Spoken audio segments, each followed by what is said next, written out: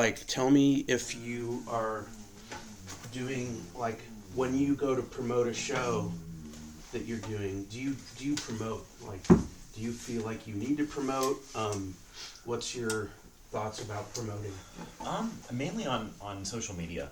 I feel like, especially with the people who, at this point, I consider like my peers, they're all over Instagram, Facebook. Not even as much Facebook anymore. Yeah, I've noticed that.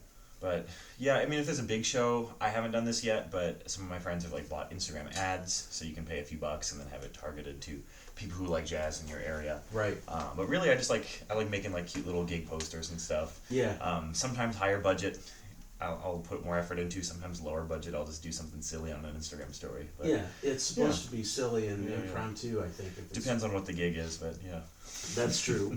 What kind of gigs are you playing out where you're... Well, first of all, let's just do a quick intro. Yeah, sure. Hey, everybody. This is episode 1 of Trombone is Enough. I'm John Covelli, and my guest today is Jacob Melsha. Yes. Welcome, Jacob. Thanks for coming. For having me. Tell us where you're going to... You're in school at one of the... It's either Juilliard or Berkeley, right? I'll probably edit that out because that's a stupid thing to say. Tell us where you're going to school and all about that. So I finished. I did my undergrad at Juilliard from 2017 to 21. Oh, you're all done. Yeah. Oh gosh. And then, where has the time gone? I just met you and you were in high school at the jam sessions. Time has flown. Okay. And then I did an accelerated master's, so just one extra year, and then finished that in 22. At the same school. Yes. Yeah. Wow. So what's the master's in? Is it jazz? Both is it... jazz, trombone. Yeah. Wow. Okay. Cool. Who are your teachers there? So all 5 years I studied with Elliot Mason, Okay. and then there was a year that I split lessons with Jason Jackson, Okay. wonderful trombonist in the Vanguard, Broadway shows. Wow. Then I jumped around a little bit. Let's see, I also studied with Frank Kimbrough, a wonderful pianist. Oh wow. Who sadly passed away during COVID. Oh, wow. Then I transferred over to splitting lessons with Jeffrey Keyser, another wonderful pianist. Far out. Yeah. And then my final year, I split lessons, in addition to Elliot, with Kenny Washington on drums. Okay. And then Carla Cook on voice. I Oh, took a wow. semester of voice lessons just to try to good for you. round some things out. My mom's a choir teacher. Figured I'd get more in touch with that side of things again because I hadn't sung sure. much since high school. For sure. Well, so tell me can you compare and contrast the trombone teachers, and then can you compare and contrast Everything else. well, yeah, like the trombone training versus the training with Jeff Keyser and the other pianist, Kimbrough. Yes, forget his first name. It's really too bad. Like, what's that like to study with someone and then... It was weird. He passed away, I think, winter break of the 2021 school year. So, very, very sudden. But, I studied piano with him for a couple of years, too. I'm a horrendous pianist. Don't call me for any gigs on piano. Despite my mom also being a choral accompanist, that part didn't rub off on me like my trombone playing dad did. your dad plays trombone? Yes, yeah. Oh, is that what chose your instrument? Is that how you chose your instrument? Yeah. Okay. But as far as my Juilliard teachers go, I also forgot to mention I studied a little bit with Joe Alessi, which was a blast. Yeah. He's very interested in jazz, so we had a little bit of an agreement where he'd kick my butt on a concerto for half an hour, and then I'd work with him on a blues or something. Wow, how cool. Which was, So Elliot and Jason, both wonderful influences and teachers who I owe so much to. Jason, I didn't get as much of a chance to study with for 5 years. We were together for 1. But he was kicking my butt on like bass trombone stuff. We were doing doubles. Wow. We did a lot of etude books. Jumping back into Blasovich after a few years was mind-numbing again. Lots of Arbins and Bordonis to really focus us on sound, and that's been my number one thing is just sound over everything. Yeah, you've got a great tone. Thank you. I have to say, Thank you. I love the tone. You had it in high school. I appreciate it. I always loved hearing you at the jam sessions. But go ahead. And then Elliot, we were together for the long term. Probably my longest teacher ever. Hang on 1 second. For I sure. gotta turn my phone on Do Not Disturb so I don't get phone calls. Okay, why don't you go back? Yeah. Just a beat, So Elliot was probably my longest teacher ever. We were together for 5 years. Went out to his place every weekend, and he was a lot more like conceptual. We would work on improvising and different concepts surrounding that. working on motivic development, developing themes, working on placing different sounds over different chords, and we definitely had a lot to work on over those 5 years, and he kind of took me under his wing from the beginning. I had a lot of catching up to do when I got to Juilliard. So why do you say that? I don't know. I mean, in a place like that, especially as a trombone player, I mean, I was going to school with people who have records out on Blue Note, and who are like playing with Wynton, who I'm lucky to do now. But at the time, I was just like, I just got out of high school. What the heck? And I feel like I kind of snuck into Juilliard under the wire, especially even compared to some of my friends in my year. I just felt like I had a lot of work to do to kind of get on their level at the beginning. So I was grateful to Elliot for kind of taking me under his wing and working with me for all 5 years. It was wonderful. Wow, that's great. Well, and what a great attitude to go into school. Yeah, yeah. I think when I went into school, I was like, well, no one's going to teach me anything I don't already know. So that's where I made my first mistake. Was I was pretty close-minded to learning at first. So it's great to, that you went out with hungry mind, ready to learn, and feeling like you were a little behind it. That helps a little bit. I guess I'd rather go into it from that perspective than walking in like, I'm too good for this, which Exactly. I don't know if anybody's too good for Juilliard. But No, well, no, probably not, right? Did I hear you just say that you play with Wynton right now? Yeah. I didn't know that. Oh, cool. Tell me about that. So it's been a few months since I've gotten the opportunity to do so, but yeah, over the last 2 years, I think it was about 2 summers ago, since I studied with Elliot for so long, he kind of, for the last couple of years, anytime he or Vince Gardner has needed a sub, I've been able to get in there and play with that section, which has been a dream come true. All those guys in that band have been just absolute, amazing. idols and influences for my entire time coming up. Wow. So to get to sit in a section between them and to, it's just been a dream come true, yeah. Oh, I'll bet. So your dad played trombone? Yeah. As a professional, or I don't know Yeah, your story as a child or where you guys grew up? Or... He's mainly been a band director my whole life. He was my band teacher at Kirkwood, and in the middle school there, and then in high school later on. Okay. But yeah, he retired a few years ago, but he's taught for 30 plus years, and also plays trombone. So we did one gig together. I think New Year's going into 2020. How was that? It was fun. Yeah, we played in a big band section together. It was a blast. Really? Who sat first chair? Neither of us, actually. I think I was second and he was third or fourth. Oh, okay. Yeah. All right. Wow. But yeah, he was the reason I picked trombone. Wanted to be like him. He played it around the house a little bit. And when was that you picked it? Do you remember how old you were? Going into 5th grade, so I think like 2009. Had you had any other prior music education? A couple piano lessons with Mom, okay. And she said right. I didn't seem very interested. I wonder why that is. Well, I mean, it would have made my life a lot easier had I fully learned piano. But yeah, I could see how sitting there trying to figure. I can only do one note at a time. Yeah. So trying to do 8 to 10 at a time was probably not my jam. yeah, I'm with you on that. I really hated the 6 a.m. Piano lessons at the teacher's house before school. It was just like the last thing I wanted to get up in the morning. So as soon as 2nd grade came, my parents said, well, you can quit piano only if you choose another instrument. And so that's when I chose it. Yeah. But so college, so then studying with trombonists, yes. And then what did you do with the pianists? Did you do piano technique? Did you do other compositional things or jazz theory? So those two times I studied with pianists, Mr. Kimbrough and Jeffrey Keyser, it was on Zoom, fully on Zoom, because that was the pandemic year. So actually in my lessons with Frank, I don't think I played a note all semester before he passed. He was one of those souls who he played with Maria Schneider and did a whole bunch of wonderful work over his career. But he was just a beautiful soul. So we would mainly just tell stories. He would give me advice. It was almost like musical therapy of sorts. Oh, very cool. Especially during that year when things were so odd.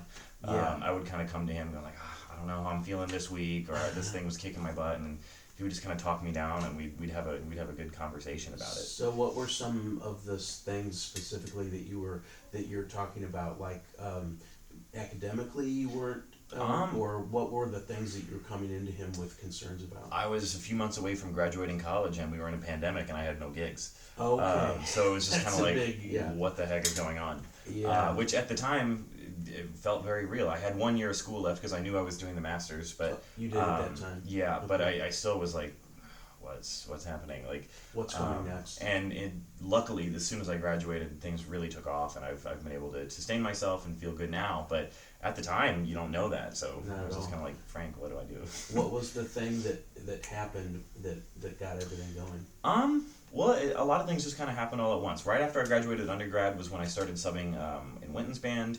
That certainly doesn't hurt in terms of getting to get your name out there and gain some confidence too. Yeah. I kind of view that as like, speaking of like, I mean, Cardinals, St. Louis, like getting called up to the majors or something. It sure. really kind of boosted my confidence, and Yeah. I got my name out there a little bit. Yeah. But also just working around town too. But prior to that, I had maybe a few gigs here and there, a big band hit here, blah blah blah. But after I graduated undergrad, really starting to work around New York and get to play a restaurant gig, play a bar gig, play a club date on Saturday, play weddings, and it started to kind of boost my confidence to have 3, 4, 5 things in a week. And Did you have a preference of those different types of gigs? Did you just see them as all the same kind of opportunity to play? For the longest time, most if not all of my work was big band. Even up until working in Lincoln Center, it was pretty much all big band. So I always have loved playing in a big band section. And I think my first few years of school, I hardly ever played in small group gigs other than being at school. Okay. But now I get to do that 2, 3 times a week, and I really enjoy doing that. I wish I arranged more. I do.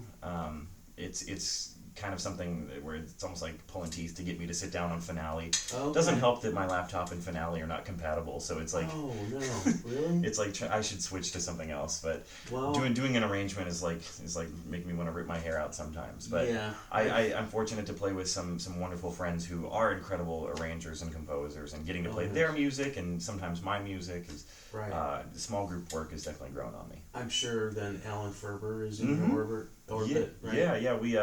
We've done a couple gigs together, and I've subbed for him on a couple things. He's a wonderful cat. Yeah, Yeah. he's amazing. When he was here, I felt like we were lucky for a short period of Yeah, time. absolutely. And I got a couple lessons with him and hung with him, and what a great guy. And his ability to explain things clearly, for me, was really helpful.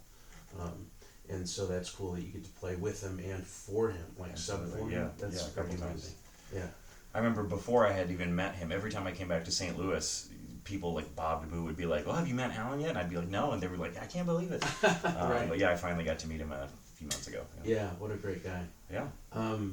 So when you said you wished you arranged more, what would you do? What would you arrange?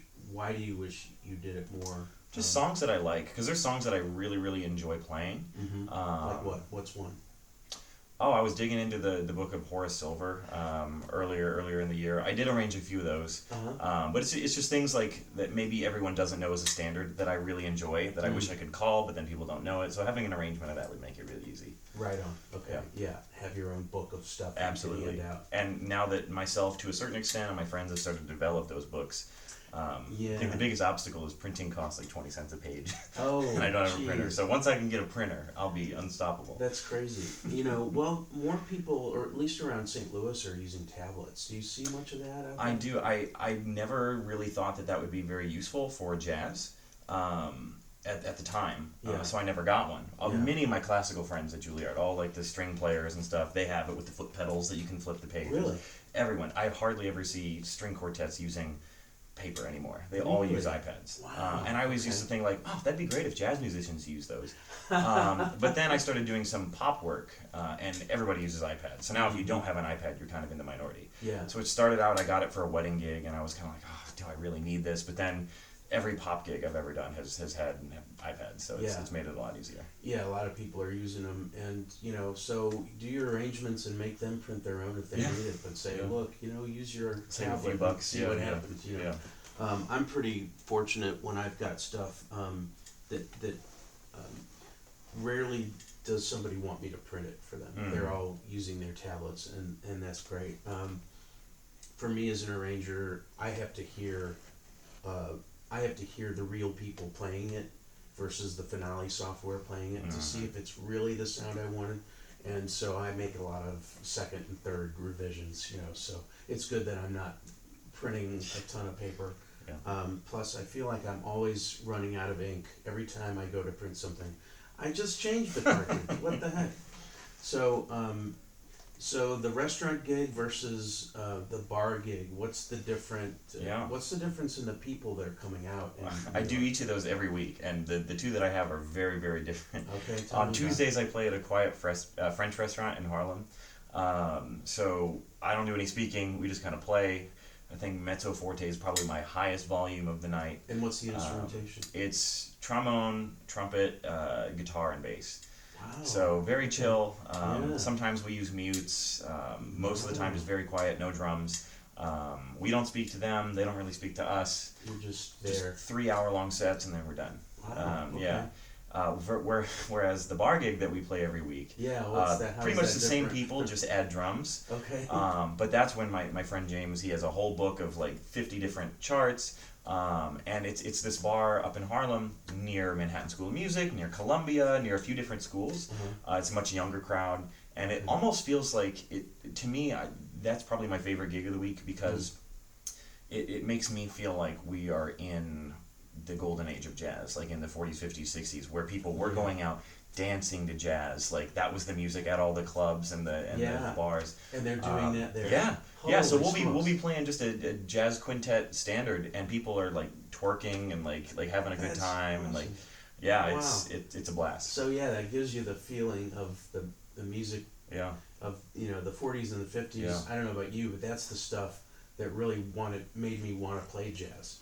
And to see that that's coming back, at least out on the East Coast, that's fantastic. We're in a room with 150 college kids all shaking their butt to a Wynton Marsalis song or something. Oh my We're like, God. wow, this is great. That's amazing that you have such a big crowd and they're really into it, Yeah. and they're young people. I Yeah. wonder, like, what's the average age, do you think? Oh, I should say over 21. Probably Right. early 20s. Yeah. Wow. I wonder Yeah. what gets those people out. I don't know. We'll walk around Harlem and they're like, "You guys doing jazz on Sunday?" So it's people around there just love coming to the bar on Sunday nights before school starts. Yeah. Wow. Huh. That's fantastic. Well, great. Pause. Cool. I want to check my notes. I know that I sent you just like this rough outline, and want to see what.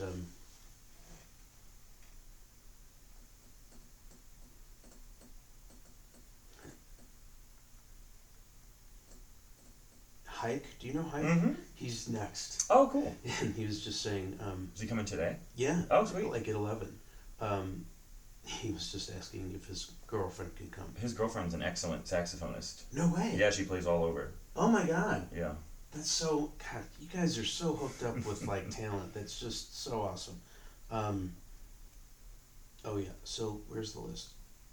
Personal history, studies. Oh, I know, like, so we could talk about who a trombone master is. Yeah. And then we could talk about, like, if there's something you're working on now, like a specific, is there a specific, well, we can talk.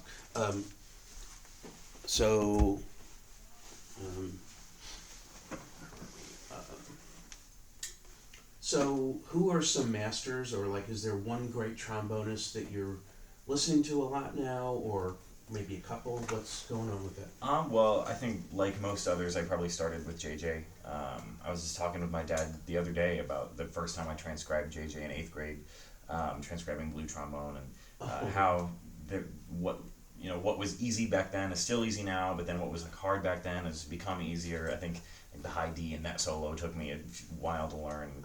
At the time, that was like unattainable. But yeah. Just starting out with JJ, I feel like in high school, most of my influences, period, were trombonists. Really? Between him and then Curtis Fuller and Slide Hampton, a bit of people you see like here, Frank Brasilino, Carl Fontana, Bill Oh yeah, Watrous. just for the audience at home.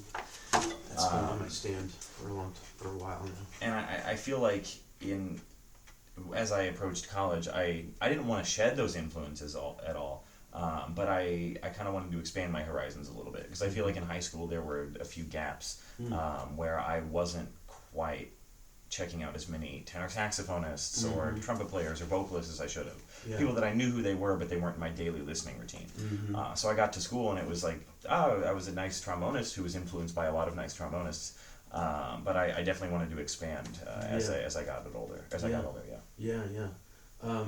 And so, if you could pick one person now that you're listening to, who would that be? On trombone? Yeah.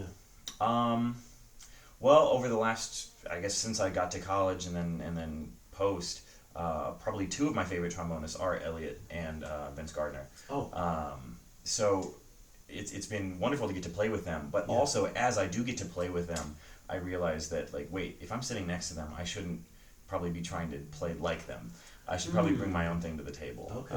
So I've been trying to, take what I can from them, learn from them, especially when I get to play with them. Yeah. But then also try to take that and then do my own thing with it. Can you tell me what that is? With it doing your own thing? Do you have an approach? I don't want to sound like the Walgreens brand of Elliot Mason or of Vincent Gardner. I want to sound like me. Okay. So like and I think there were parts in my career where I did sound like the Walgreens brand Elliot Vince. Are you talking about like your improvisation language, or are you talking about tone? Okay. Yeah, improvisation language. Well, tone, I mean, Elliot was the one that got me hooked up with this company, so I did kind of model my tone. Yeah, Best American Craftsman, BAC. Oh, wow. Okay. They're based out of Kansas City. Build custom horns for people. It's commercial. Yeah. Are you endorsed? I'm one of their custom artists, yeah. Say that again, loud and proud. What's the name of the company? Best American Craftsman. They're BAC. They're from Kansas City. I think it even says on the horn, KC Mo. That's so cool. But yeah. Because I was looking at this horn and I wanted to ask you about it. It's really interesting. Is that a screw-off bell? Yes, it is, yeah. A removable bell, I guess. So that's kind of blowing my mind now. So they are custom. What's custom about this horn? Would you and could you hold it up? Yeah, okay. So I remember, I think it was 2019, early 2019, on a spring break when I was here. I drove to Kansas City with my dad to go to the factory, and it was basically like they sat me down. What are you looking for? What do you want? What do you want to be different about your sound? Took me through the factory, kind of had me play a few different things, and then they had like a whole 2-page checklist of like, this part of the trombone, what metal, what finish, what size, the hand grip, what do you want here, what do you want here? Every detail of this horn was kind of built exactly the way I like it. And that's so cool. Yeah, I got 2 different bell flares. This one is, I believe, gold brass, yellow brass, and then the other one I had was the same as this metal, phosphor bronze, which had a bit of a darker sound. This one had a bit more of a bite. So is that like an 8-inch, or it looks like I play on real small bells and it looks a little bigger? Yeah, I think it's 7 or 8. I have admittedly never been like a huge detail-specific gear guy. Yeah. I know a lot of my friends and influences are always talking about the exact millimeter that everything is, and I have one mouthpiece that I play on, have not changed in years, right. And I built a horn and have not changed it in years. So I might not know all the last details of it, but I like the way it sounds. Yeah, well, it does sound great. What kind of mouthpiece is that? It seems like longer. Yeah, so I always played in middle and high school just a normal 6.5 AL. And then when I got to school, through my lessons with Elliot, he kind of said, oh, well, I think that we could do something, just make a little tweak with that mouthpiece to kind of fill out your sound a little bit. And that was before I was even on this horn. I was on a Yamaha Custom Z at the time. Okay. And so this is very similar size. It's a 6 3/4 C, but the reason it's long is it's megatone. So it kind of adds some extra metal down here at the end. Kind of helps just fill out that sound, make a really nice big core to it. Really? Yeah. So this mouthpiece in combination with this horn, it's like a Hummer. Yeah. Very large sound, very big meaty sound. Yeah. Very cool. So what's a thing you're working on now then? Yeah. Well, as soon as I get back to New York in a couple days, I am going to another shout out here, advertisement. Playing at the Blue Note at the end of the month. Get out of town. With a wonderful bassist and his band Adam Neely and Sungazer. Wow. And that's that music is going to kick my butt. Oh, really? I looked at it in the Dropbox at lunch the other day, and everything is it's like the time signature is in 3/4, but then above it says rhythm sections playing in 19 in 6+6+7. So I'm gonna have some shedding to do. It's not necessarily jazz. It almost sounds more like electronic, like video game music at times, or not video, but like just like very cool like electronic dance music and all sorts of different varieties within there. But as soon as my flight lands, that's what I'm gonna have to check out. Is that going to be recorded, or is that just a one-off for him? I mean, the music is already recorded. I don't know if the gig itself will be. I don't know what Blue Note's live stream policy is, but yeah, we'll see how that goes. I definitely have some work to do to get that music together, though. So working on those tunes, the rhythm, what about range, or are there some other challenges about in that music? I think I'm playing second, so it shouldn't be too bad. Pretty much mostly in and slightly above the staff. But I feel like in general, my practicing since graduating, it's a blessing and a curse in that, like, when I was in school, most of my practicing was just what I want to do, what I needed to work on for my lessons, what I needed to work on for class, for combo, for big band. Everything was like being prescribed to me by a doctor. Right. Now that I'm out of school, I don't want to say I practice less, but a lot of my practicing is for gigs that I have coming up. Okay. So if I'm doing a show for a big band, for somebody's small group with hard music, they'll send me their Dropbox link, and I share that music for the week. Nice. And that's what I'm doing. Yeah.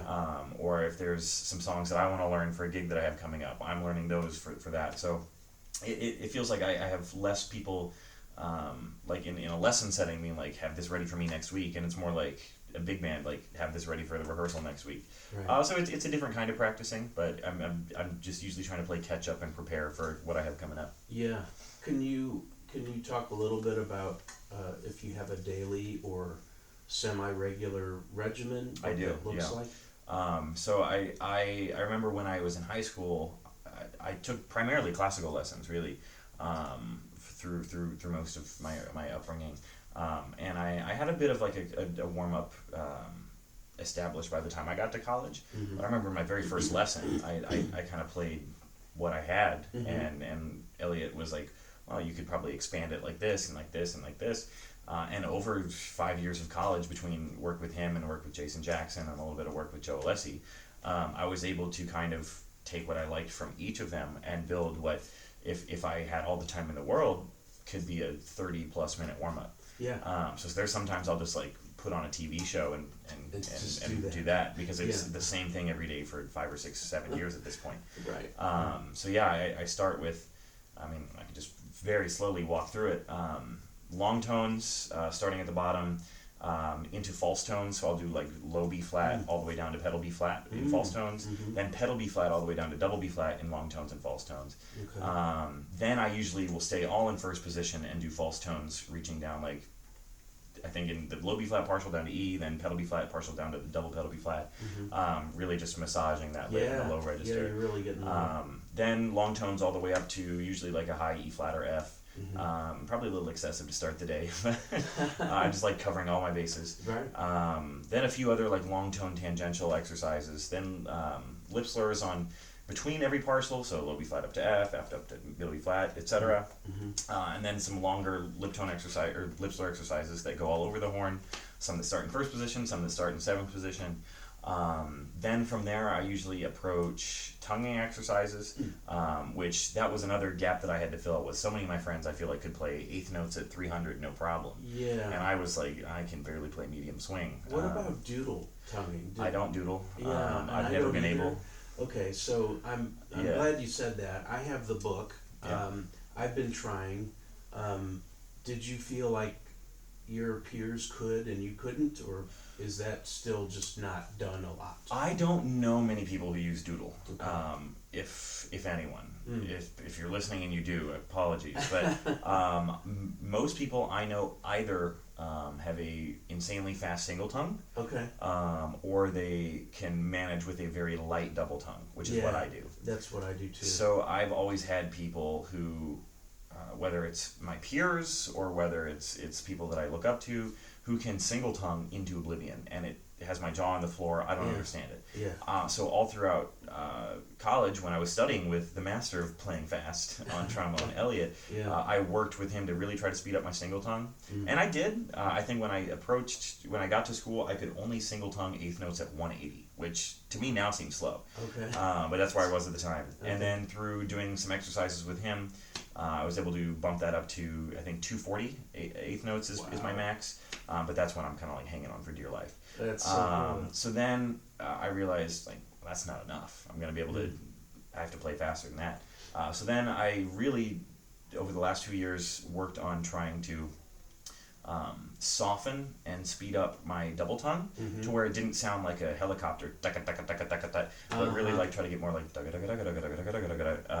and so doing that in different chromatic exercises or scalar exercises, just trying to get more comfortable doing that and lighten it up so it doesn't sound very obviously like a very harsh double. Right. Okay. Yeah. Good no stuff. no doodling, never been able to, Yeah. but really just trying to bridge the gap between a fast single and a soft double, and make sure there's a little bit of gray area in there that I could do either if I have to. Yeah, that's kind of where I'm at too. Yeah.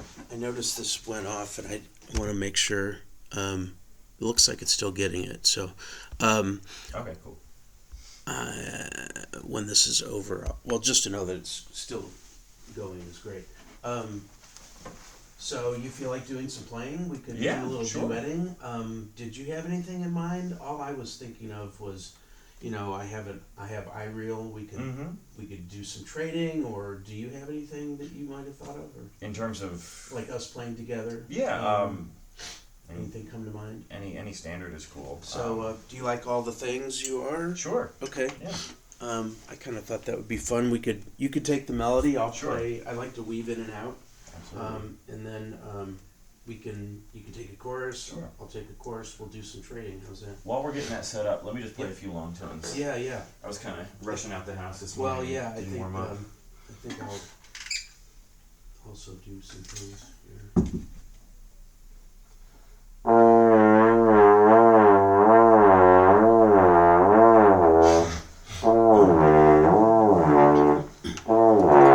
Those are those false tones. Oh yeah, tell me about that. Yeah. So once I get down to, then I go, as if I had a trigger. Oh, okay. So false in that you're really just Manipulating the embouchure in the air. Yeah, yeah.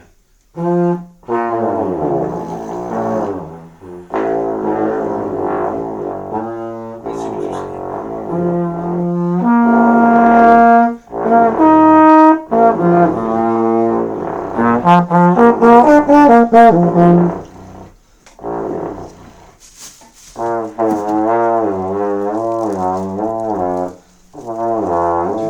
Do you want to sit while we play? Is that good, or do you want to sit? Okay. Whatever you're comfortable with. I could sit. Yeah.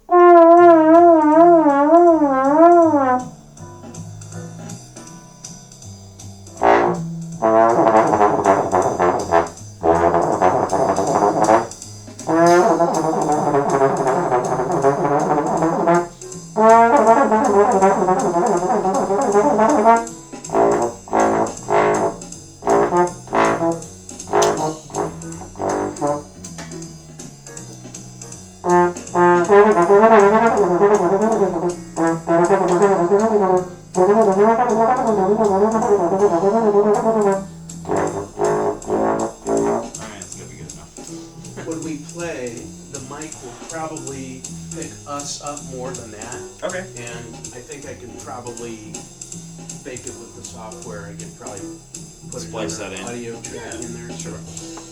But I think the main thing is just to be able to hear your whole thing. I think that's really the most important thing. I don't know if it was my imagination, but I didn't notice that went off until I thought I saw maybe you notice it. Did you notice when the screen went dark? Yeah, it was just like 5 minutes ago or something. Okay, that's what I thought. And you I picked saw it up your like a eye, minute and I was after like, ago. I think the screen must have gone off. I think it's still going, but that it's on like sleep mode. Yeah, it says something, 34, 20 something. Yeah, so it I'm must sure still it's be still going. going. Yeah. So, okay, then. Okay, so we'll do a little playing. Yeah, is that in a different key? Oh, it might be. Probably. What key? Da- Yeah, I guess A flat. I've been playing it in different keys. If you, I mean, No. I'd rather play. Good catch. yeah. Sweet. Right? Yeah. Yeah. Thanks for catching that. I would have been like, wait a minute, I can't play any of my stuff. When I was warming up, I was kind of like, is this in a different part or something? Yeah. I couldn't figure it out. I thought the same thing too. So, do you know anything about the song? Like All where the it things came you are? from? Where it Yeah, came from? like I don't want to put you on the spot, but if you do know anything, it'd be fun if you could. I don't know. If I had to about take a guess, it would.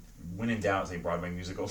Yeah, I well, admittedly don't know, and Wynton would be very upset with me because he would say to know a song you have to know like where it came from, who wrote it, the lyrics, the backstory behind it. So that's really cool. I only know some of the lyrics. So Yeah.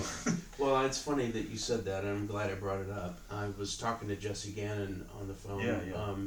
When we were doing our, we had a residency every Friday night at the Last Hotel downtown, and we played every Friday night. It was great. And I was on the phone with him asking him why this song is so fun to play. If he could just try and describe it, because the things he was playing on it were just so imaginative to me. And he said, I don't know, man, it's just Jerome Kern. Okay, I guess that's the reason. So, all right, it'll give us some count off beats, Cool. and then Yeah. you come in with the melody, and I'll just kind of enhance. Sweet.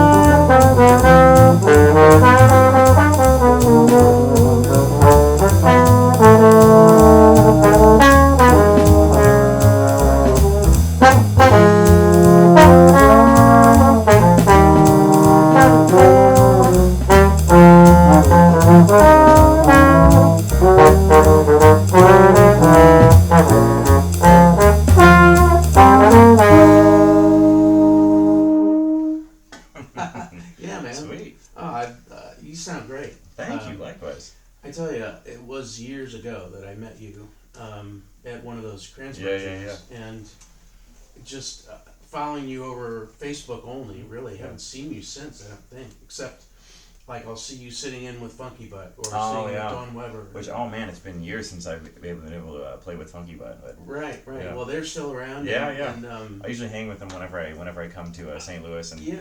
they hung with me in New York a few months ago. It was fun. They No were there way. for a gig. Yeah. Oh, how did that happen? Yeah, I think Adam and Aaron play with a DJ kind of around, and they had a gig in Times Square, and I came to the show, and then we went to the Comedy Cellar. It was fun. Oh, how fun! Yeah, I love those guys. I owe them so much because now a lot of my work is pop, rock, funk, and I didn't really start to get into all that until they started having me as a sub every once in a while back in like Nice. 2017, 18. Right. I remember when you were doing that, and it was so cool that they're encouraging you to play with them, and they do such a variety of stuff that you can't help but really get hip into it. Yeah. So that's great. Well, this has been great. I appreciate you taking the time to meet. Absolutely. To meet up, and you sound great. I love your story, and I know you're busy. So good luck with going back out to New York. When do you leave? Monday. Okay. Yeah. Well, thanks for taking time for this. Absolutely. I appreciate. Thank you for having me. Thanks so much, Jacob. Jacob Melsha, trombone. Thanks, everybody. Tune in every week for another episode of Trombone is Enough. Thanks. Cool.